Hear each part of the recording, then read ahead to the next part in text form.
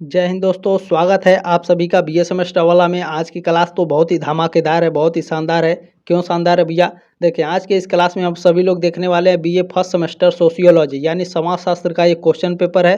Question paper 2022-23 का है, तो 2024 एग्जाम, 2025 एग्जाम, 2026 एग्जाम, 2027 एग्जाम के लिए भी मोस्ट इंपॉर्टेंट ये क्वेश्चन पेपर है। पेपर का नाम है introduction to basic concept of sociology. ठीक है, ये बात आप लोग ध्यान रखेंगे। ये क्वेश्चन पेपर है दीनदयाल उपाध्याय गोरखपुर विश्वविद्यालय का, डीडीयू यूनिवर्सिटी का। तो ये किसके किसके लिए इम्पोर्टेंट है? तो राजा महेंद्र प्रताप सिंह, ठीक है, स्टेट यूनिवर्सिटी राजा महेंद्र प्रताप सिंह जो राज्य विश्वविद्यालय उसके लिए है। और देखें, डॉक्टर भीमराव अम्बेडकर यूनिवर्सिटी के जो है उसमें भी आपका ऑब्जेक्टिव एग्जाम होने वाला है। माँ सुकुम्बारी में भी जो माँ सुकुम्बारी यूनिवर्सिटी उसमें भी आपका ऑब्जेक्टिव एग्जाम होने वाला है। सिद्धार्थ यूनिवर्सिटी में भी लगभग आपके ऑब्जेक्टिव एग्जाम होने वाला है। देखिए, उत्तर प्रदेश में जहाँ कहीं भी आपके ऑब्जेक्टिव एग्जाम होने वाले हैं, ये प्रश्न पत्र सभी यूनिवर्सिटी के लिए है, ये बात ध्यान रखेंगे। ठीक है, कितने बच्चे पूछते हैं सर जी क्या हम इस यूनिवर्सिटी से देख सकते हैं? अरे भाई, देख सकते हैं। यदि आपका जो सिलेबस है और पेपर का नाम सेम है तो आप देखिए, चिंता मत करिए। यदि ये सिलेबस का नाम सेम है, ये जो पेपर का नाम है यदि आप सेम है, ठीक है, introduction to basic concepts of sociology, तो आप देखिए, चिंता मत करिए, बिल्कुल यही आएगा आपके एग्जाम में। ठीक है, और ये जो क्वेश्चन पेपर है एमसीक्यू बेस है, ध्यान ध्यान रखेंगे। जिनका भी लिखित एग्जाम है वो तुरंत अभी डिस्क्रिप्शन बॉक्स में जाएं, प्लेलिस्ट का लिंक दिया गया है, वो तुरंत जा करके अपना लिखित क्वेश्चन पेपर देख लें। मैंने लिखित क्वेश्चन पेपर भी आपके सॉल्व कराए हैं अलग अलग यूनिवर्सिटी के। ठीक है, चले और चले स्टार्ट करते हैं, बाद में बात करते रहेंगे। पहला प्रश्न आपका है, पर संस्कृति ग्रहण प्रक्रिया है, यह कैसी प्रक्रिया है? सामाजिक संरचना में परिवर्तन की प्रक्रिया है, सांस्कृतिक संरचना में परिवर्तन की प्रक्रिया है, या फिर पारिस्थितिकी में परिवर्तन की प्रक्रिया है, या फिर विकास में परिवर्तन की प्रक्रिया है? पर संस्कृति ग्रहण की जो प्रक्रिया होती है ये सामाजिक संरचना में परिवर्तन की प्रक्रिया होती है। ए ऑप्शन आपका राइट है प्रश्न नंबर पहले का। चलिए, दूसरा प्रश्न है साथियों आपका, किस विचारक ने सामाजिक संरचना के बाह्य एवं आंतरिक तत्वों का विभेद किया? तो ये किए थे रेडक्लिफ ब्राउन। सी ऑप्शन आपका राइट है प्रश्न नंबर दूसरे का। साथियों देखिए, क्वेश्चन पेपर को सॉल्व कराने में बहुत ही मेहनत लगता है, थोड़ी बहुत अगर त्रुटि होती है तो अपनी राय कमेंट बॉक्स में ज़रूर रखें कि सर इसमें ये थोड़ी त्रुटि है, इसको फिर से हमें बताइए, तो वो आपका जवाब दिया जाता है। चिंता बिल्कुल भी नहीं करना आपको, ये बात ध्यान रखेंगे। ठीक है, तो इसे बहुत ही मेहनत लगता है सॉल्व कराने में। तो आप क्या करेंगे, एक लाइक ज़रूर कीजिएगा। अगर आप लाइक करते हैं, जितना लाइक रहेगा इस क्लास पे यूट्यूब उतना ही आगे इस क्लास को भेजेगा बाकी बच्चों के पास। ठीक है, और आपसे मोस्टली रिक्वेस्ट है देखिए, इस तरह से शेयर बटन बना होता है, इस पर क्लिक करके आप व्हाट्सएप पर भी इस क्लास को आगे भेज दीजिएगा। ठीक है, प्लीज़ शेयर ज़रूर करें। चलिए, इसमें आपका तीसरा प्रश्न है, भारत में बहुलवाद का रूप निम्नलिखित में किस प्रक्रिया से संबंधित है? देखिए, बहुत ही ध्यान से पढ़िए। भारत में बहुलवाद बहुलवाद का जो रूप है निम्नलिखित में से किस प्रक्रिया से संबंधित है? तो यह पर संस्कृति ग्रहण से संबंधित है। बी ऑप्शन आपका राइट है प्रश्न नंबर 3 का। चलें, अगला प्रश्न है, चौथा प्रश्न देखते हैं। चले, संपर्क के बिना भी व्यक्तियों के बीच होने वाली अंतःक्रिया कहलाती है। देखिए, संपर्क के बिना, ठीक है, क्या कह रहा है, संपर्क के बिना व्यक्तियों के बीच होने वाली अंतःक्रिया जो होती है वह प्रतिस्पर्धा होती है, कंपटीशन बोलते हैं। बी ऑप्शन आपका राइट है, बिना संपर्क के होता है ये। ठीक है, बी ऑप्शन आपका करेक्ट है। प्रश्न नंबर 5 आपका क्या पूछा गया है, निम्नलिखित में से कौन एक सभ्यता का उदाहरण है? संगीत, साहित्य, नाटक या फिर रेडियो? बताइए कौन है भैया, बताइए सभ्यता का एक उदाहरण कौन सा है? बिल्कुल, साहित्य क्या है, साहित्य एक सभ्यता का उदाहरण है। बी ऑप्शन आपका राइट है प्रश्न नंबर 5 का। प्रश्न नंबर 6 आपका पूछा गया है, सातवीं करण में निहित है। सातवीं करण में क्या निहित होता है? तो सांस्कृतिक विभिन्नताओं की समाप्ति होती है सातवीं करण में। डी ऑप्शन आपका राइट है प्रश्न नंबर 6 का। अगला प्रश्न देखते हैं साथियों, प्लीज़ इस क्वेश्चन पेपर को जरूर शेयर करिएगा, सब्सक्राइब जरूर करेंगे ताकि आप 3 साल जरूर जुड़े रहें हमारे साथ। लेविस कोजर ने सामाजिक संघर्ष के किस पहलू को प्रस्तुत किया? लेविस कोजर ने प्रक्रियात्मक पक्ष को, ठीक है, प्रक्रियात्मक पक्ष को हमारे सामने प्रस्तुत किया। लेविस कोजर ने सामाजिक संघर्ष, ये प्रक्रियात्मक पक्ष एक सामाजिक संघर्ष है जिसको लेविस कोजर ने हमारे सामने प्रस्तुत किया है। सी ऑप्शन आपका राइट है। ठीक है, चलें। प्रश्न नंबर 8 आपका पूछा गया है, सहयोग में प्राथमिक, द्वितीयक और तृतीयक का वर्गीकरण किया है। किसने किया है? A.W. ग्रीन ने। डी ऑप्शन आपका राइट है। प्रश्न नंबर 9 आपका पूछा गया है, ध्यान से देखेंगे, वह कौन सी दशा है जिससे क्षेत्रीय दृष्टिकोण की जगह वैश्विक दृष्टिकोण बनता है? तो वह जगह है बहुल सांस्कृतिकवाद। ठीक है, बी ऑप्शन आपका राइट है प्रश्न नंबर 9 का। दोस्तों लाइक जरूर कीजिएगा ताकि यूट्यूब भी इस क्लास को आगे जरूर सेंड करे, जरूर भेजे। ठीक है, बहुल संस्कृतिवाद की उल्टी दिशा को कहते हैं। बहुल संस्कृतिवाद को जो बहुल संस्कृतिवाद है, इसकी उल्टी दिशा को एकल संस्कृतिवाद कहते हैं। डी ऑप्शन आपका राइट है प्रश्न नंबर 10 का। प्रश्न नंबर 11 आपका पूछा गया साथियों, निम्नलिखित में से कौन सी विशेषता अभौतिक संस्कृति से संबंधित है? तो देखिए, जो वैकल्पिकता का जो गुण है, ये जो विशेषता है, ये अभौतिक संस्कृति से संबंधित है। ठीक है, सी ऑप्शन आपका राइट है। प्रश्न नंबर 12 साथियों, संस्कृति का मुख्य वाहक है आवास, सामाजिक मानदंड, भौतिक पदार्थ या फिर इंफ्रास्ट्रक्चर? संस्कृति का मुख्य वाहक, तो इसका मुख्य वाहक होता है सामाजिक मानदंड। ठीक है, सोशल नॉर्म्स बोलते हैं। बी ऑप्शन आपका राइट है। मैंने मॉडल पेपर में भी ये सारे क्वेश्चन आपको कराए हुए हैं। प्रश्न नंबर 13 है, संस्कृति की सबसे छोटी इकाई है। तो संस्कृति की सबसे छोटी इकाई सांस्कृतिक तत्व होता है। ठीक है, कल्चर एलिमेंट होता है। ए ऑप्शन आपका राइट है। प्रश्न नंबर 14 आपका क्या पूछा गया, बहुत ही ध्यान से देखेंगे, सभ्यता और संस्कृति में मुख्य अंतर है। किसका अंतर होता है सभ्यता और संस्कृति में?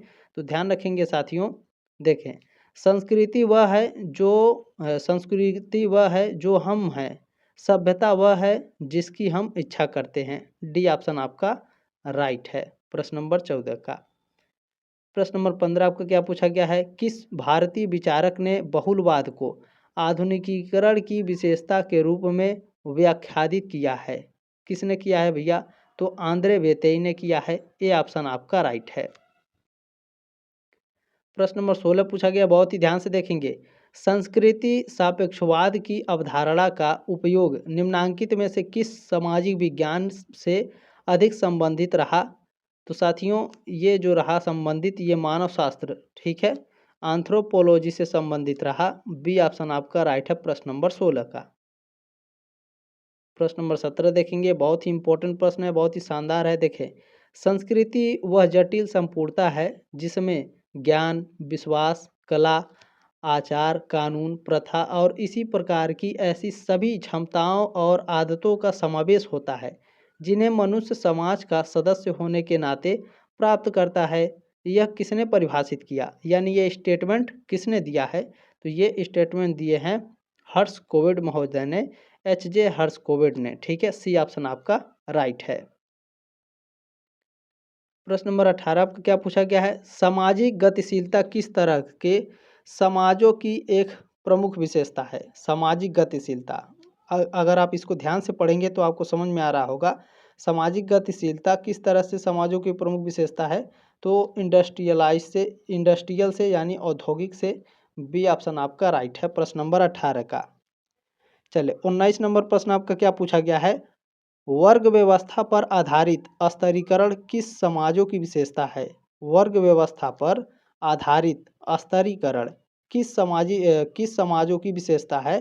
तो यह ग्रामीण समाजों की विशेषता है। ये ऑप्शन आपका राइट है। प्रश्न नंबर 20 आपका क्या पूछा गया है, जाति एक बंद वर्ग है, यह कथन किसने दिया? किम्बाल यंग ने या फिर एस.सी. दुबे ने, यानी एस.सी. दुबे का नाम है श्यामचरण दुबे। ठीक है, ये भारतीय समाजशास्त्री हैं। मजुमदार एवं मदान ने या फिर राधा कमल मुखर्जी ने, ये भी भारतीय समाजशास्त्री हैं। बताइए, जाति एक बंद वर्ग है, ये स्टेटमेंट किसने दिया है? मजुमदार एवं मदन ने दिया है। सी ऑप्शन आपका राइट है। प्रश्न नंबर 21 आपका क्या पूछा गया है, एक समान संस्कृति पाई जाती है संस्कृति संकुल में, संस्कृति तत्व में, संस्कृति क्षेत्र में या फिर संस्कृति प्रतिमान में? किस में पाई जाती है? बिल्कुल, संस्कृति क्षेत्र में एक समान संस्कृति पाई जाती है।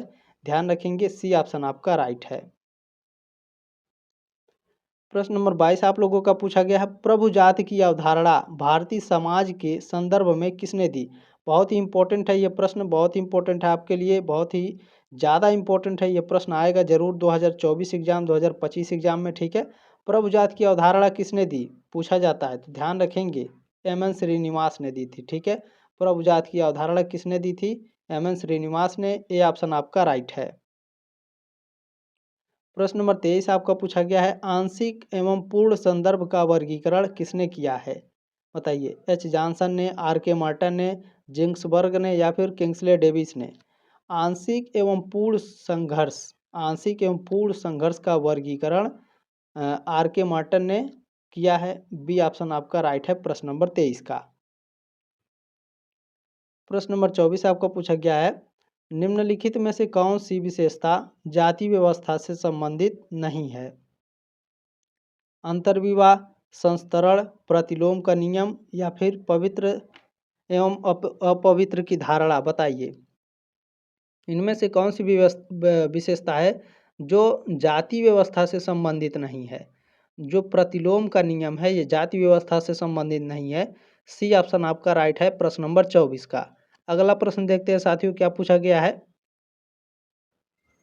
चलिए, प्रश्न नंबर 25 आपका क्या पूछा गया है, देखें, यह किसका कथन है, सभ्यता संस्कृति का पर्यावरण है।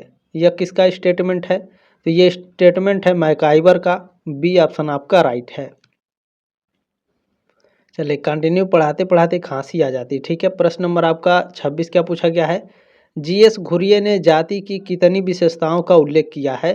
तो जीएस घुरिये ने जाति विशेषताओं का 6 प्रकार से उल्लिखित किया है। डी ऑप्शन आपका राइट है।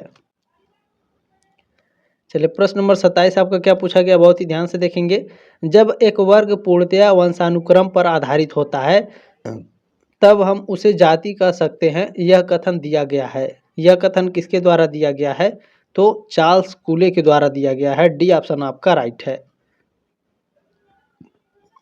प्रश्न नंबर 28 आपका पूछा गया है, किसने जाति विभाजन का विश्लेषण सूचिता एवं प्रदूषण की धारणा के आधार पर किया। तो ये लुई ड्यूमा ने किया है। ए ऑप्शन आपका राइट है। प्रश्न नंबर 29 आपका क्या पूछा गया, बहुत ही ध्यान से देखेंगे।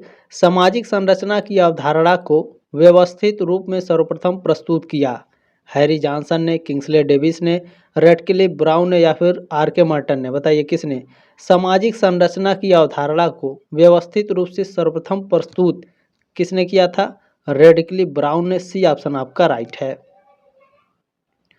प्रश्न नंबर 30 आपका पूछा गया साथियों, जाति की उत्पत्ति के धार्मिक सिद्धांत के प्रतिपादक कौन है। जाति के उत्पत्ति के धार्मिक सिद्धांत के जो प्रतिपादक हैं वह होकार्ट एवं सेनाट हैं। डी ऑप्शन आपका राइट है।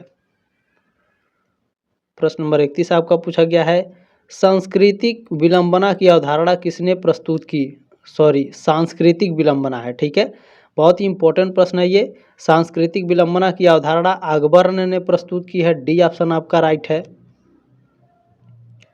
प्रश्न नंबर आपका 32 है। 32 नंबर, वर्ग व्यवस्था पर आधारित स्तरीकरण निम्न समाजों की विशेषता है। कैसी समाजों की विशेषता है, तो यह परंपरागत समाजों की विशेषता है। बी ऑप्शन आपका राइट है। प्रश्न नंबर 33 आपका क्या पूछा गया है, ध्यान से देखेंगे। निम्नांकित में से कौन सा एक तत्व सामाजिक संरचना से संबंधित नहीं है। कौन सा एक तत्व है भैया वो बताइए। सामाजिक आंदोलन है, सामाजिक संस्थाएं हैं, सामाजिक मूल्य है या सामाजिक अंतरक्रिया है। इन चारों में से कौन सा तत्व है जो सामाजिक संरचना से संबंधित नहीं है। देखिए, सामाजिक आंदोलन जो है, सोशल जो मूवमेंट है, ये सामाजिक संरचना से संबंधित नहीं है। ये ऑप्शन आपका राइट है। प्रश्न नंबर 34 आपका पूछा गया है, कौन सामाजिक स्तरीकरण का आधार नहीं है। संपत्ति, बौद्धिक कुशलता, सहयोग या फिर प्रजाति भिन्नता। बताइए कौन सामाजिक स्तरीकरण का आधार नहीं है। क्या नहीं है, तो संपत्ति जो होता है सामाजिक स्तरीकरण का आधार नहीं होता है। ये ऑप्शन आपका राइट है। देखिए, हमारे क्लास में थोड़ा समय तो लगेगा लेकिन आपको ऐसे पढ़ा देंगे कि आप एक ही बार में एकदम शानदार तरीके से याद कर लेंगे। प्रश्न नंबर 35 है, किसने कहा, यानी ये स्टेटमेंट किसका है, किसने कहा कि सामाजिक संरचना के प्रत्येक अंग, ठीक है, के कुछ निर्धारित प्रकार होते हैं। ये स्टेटमेंट आर के ब्राउन का है। ए ऑप्शन आपका राइट है।